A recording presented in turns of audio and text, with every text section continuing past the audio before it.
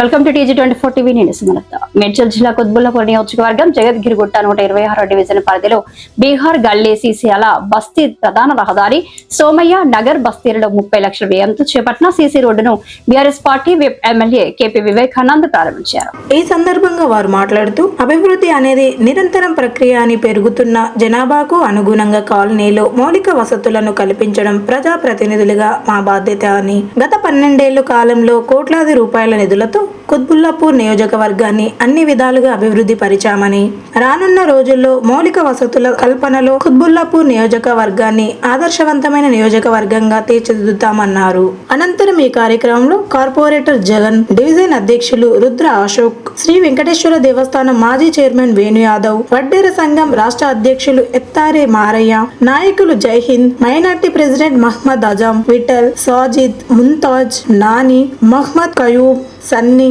సంతోష్, లక్ష్మీ నాయక్, హాజీ, వెంకటేష్, లక్ష్మయ్య, జయకృష్ణ, సీతమ్మ, బీహార్ బస్తీ అధ్యక్షులు ముఖేష్ కుమార్ సింగ్, ఇతర సంక్షేమ సంఘం సభ్యులు, సోమయ్య నగర్ అధ్యక్షులు తోక యాదగిరి, బస్తీ వాసులు గిరి, మనోజ్, విఠల్, నరసింహారెడ్డి, నాగేష్, ప్రకాష్ తదితరులు పాల్గొన్నారు.